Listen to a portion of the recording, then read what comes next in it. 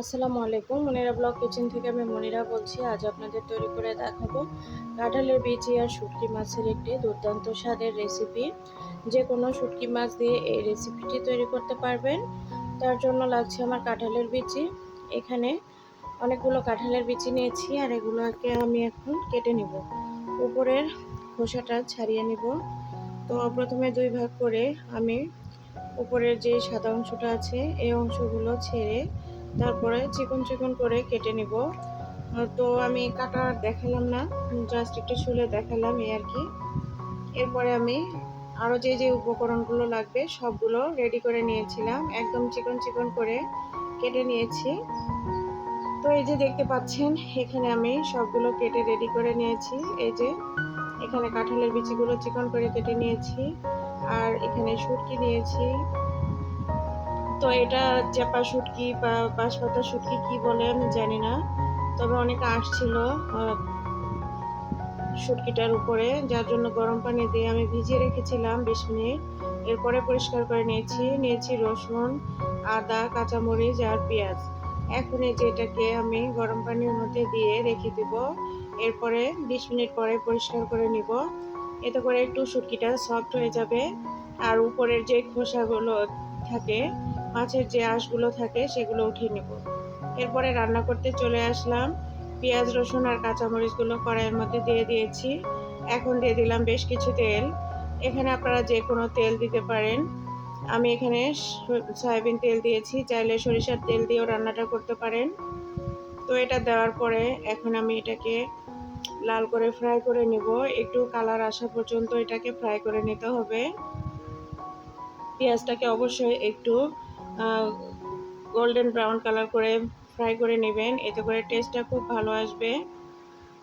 এই তো আমি এটাকে অনেকটাই কালার চলে এসেছে, এটা নেড়ে নিয়েছি।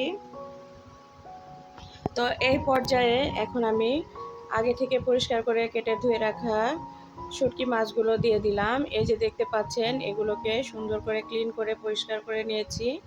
অবশ্যই পরিষ্কার করে এটাকে কেটে নেবেন, আঁশগুলো উঠিয়ে এভাবে ধুয়ে নেবেন। গরম পানিতে 3-4 বার করে ধুয়ে নিয়েছি।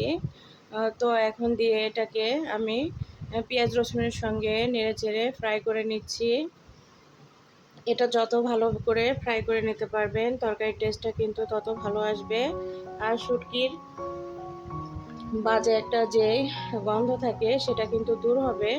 যদিও শুটকি খুব প্রচুর গন্ধ হয়, তো অনেকে এটা হয়তো সহ্য করতে পারে না, আবার অনেকের কাছে ভালো লাগে। তো যাদের কাছে ভালো না লাগে তারা একটু লেবুর রস দিতে পারেন। এখন শুটকিটাকে ফ্রাই করে নেওয়ার পর আদা রসুন বাটা দিয়ে দিলাম। এখানে 2 চামচ পরিমাণ আদা রসুন বাটা দিয়ে দিয়েছি। চাইলে শুধু রসুন দিয়েও এই রেসিপিটা তৈরি করতে পারেন। তো আমি এখানে আদা রসুন দুটা বাটাই দিয়েছিলাম। দিয়ে কিছু সময় এভাবে নেড়েচেড়ে নিব 1 মিনিটের মতো। আদা রসুনের গন্ধটা চলে যাওয়া পর্যন্ত এভাবে ফ্রাই করে নিয়ে আমি এখন এখানে পানি দিয়ে দিব। এখানে আধা কাপের মতো পানি দিয়ে দিয়েছি মশলাটাকে কষানোর জন্য। এখন আমি গুঁড়া মশলাগুলো দিয়ে দিব। হলুদ দিয়ে দিলাম 1 চামচ। এরপরে এখানে ধনিয়ার গুঁড়া 1 চামচ, জিরার গুঁড়া 1 চামচ, শুকনো মরিচের গুঁড়া 1 চামচ দিয়ে দিব। আর দিয়ে দিব 1 টেবিল চামচ লবণ। পরবর্তীতে লবণটা চেখে দেখে যদি প্রয়োজন পড়ে সেই ক্ষেত্রে লবণটা আরও দিয়ে দিব। যদিও শুটকি মাছের মধ্যে লবণ থাকে, এর জন্য একটু বুঝে শুনে লবণটা ব্যবহার করতে হবে। তো এই যে এখন আমি এটাকে নেড়েচেড়ে কষিয়ে নিচ্ছি। এখন এখানে যত ভালো করে মশলাটাকে কষিয়ে নিতে পারবেন তরকারির টেস্টটা কিন্তু তত ভালো আসবে। এই যে দেখতে পাচ্ছেন আমার মশলাটা কিন্তু খুব সুন্দরভাবে কষানো হয়ে গিয়েছে। তো এ পর্যায়ে আমি সেই কেটে ধুয়ে রাখা কাঁঠালের বিচিগুলো দিয়ে দিচ্ছি। এখানে বেশ কিছু কাঁঠালের বিচি ছিল। কাঁঠালের বিচিগুলো শুধু দিয়ে এই রেসিপিটা তৈরি করেছিলাম। আশা করি আপনারাও এভাবে একবার তৈরি করে খেয়ে দেখবেন। আশা করি আপনাদের কাছে খুবই ভালো লাগবে খেতে। আমার কাছে তো খুবই ভালো লাগে এই রেসিপিটা খেতে। তো কাঁঠালের বিচির অনেক রেসিপি আমার চ্যানেলে দেওয়া আছে, চাইলে আপনারা দেখে আসতে পারেন। তো এখন এভাবে নেড়েচেড়ে নিচ্ছি।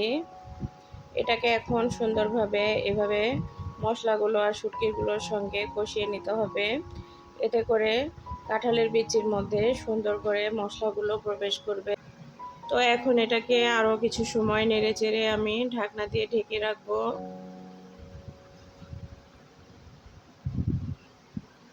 আপনারা যদি এভাবে কাঁঠালের বিচির আরও কোনো রেসিপি দেখতে চান অবশ্যই কমেন্ট করে জানাবেন। আমি আপনাদের মাঝে আরও অনেক কাঁঠালের বিচির রেসিপি নিয়ে আসব। তো এখন ঢাকনা দিয়ে ঢেকে 3-4 মিনিট রেখে দিয়েছিলাম। এখন এটাকে আমি নেড়ে চেড়ে নিব। কাঁঠালের বিচিটা থেকে হালকা যে পানিটা বের হয়েছিল সেটা কিন্তু একদম শুকিয়ে গিয়েছে। এই যে দেখতে পাচ্ছেন একটু লেগে ধরেছে কড়াইয়ে, তো সমস্যা নেই।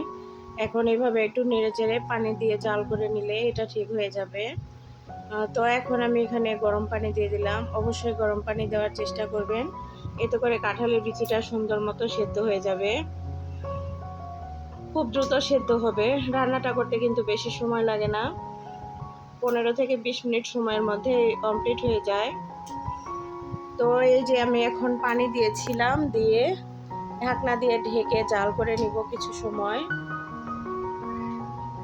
এই যে ঢাকনা উঠিয়ে এখন একটু নেড়ে চেড়ে দিব, যেহেতু বলক চলে এসেছে। আর এখন আমি এটাকে আবারও একটু নেড়ে চেড়ে ঢাকনা দিয়ে ঢেকে আরও কিছু সময় জাল করে নিব। পানিটা একদম শুকিয়ে যাওয়া পর্যন্ত এটাকে জাল করে নিব। এর মাঝে আমি আবারও নেড়ে দিয়েছিলাম, তো সেটা দেখায়নি। তো এই যে প্রচুর ধোঁয়া হচ্ছে, এখন কিন্তু পানিটা অনেকটাই শুকিয়ে এসেছে। আর বেশি সময় রান্না করার প্রয়োজন নেই, আর কিছু সময় রান্না করলে রেডি হয়ে যাবে। তো এখন আবারও নেড়ে চেড়ে দিচ্ছি। একদম পানিটা শুকিয়ে ফেলবো না, হালকা ঝোল ঝোল রাখা অবস্থায় এটাকে নামিয়ে ফেলবো। কাঁঠালের বিচি কিন্তু পানি দ্রুত টেনে নেয়, ঝোলটাকে টেনে নেয়, যার কারণে একটু হালকা ঝোল ঝোল থাকা অবস্থায় নামিয়ে নেবেন। এতে করে দেখবেন যে ঝোলটা একদম পুরোপুরি টেনে নেবে কাঁঠালের বিচিগুলো।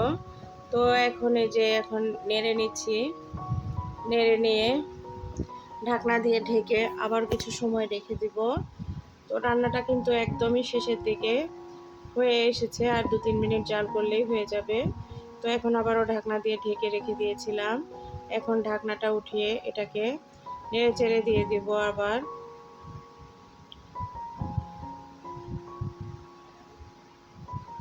আমার ভিডিওটির এই পর্যায়ে যারা এসেছেন এখনও লাইক দিতে ভুলে গিয়েছেন, প্লিজ একটা লাইক দিয়ে দিবেন।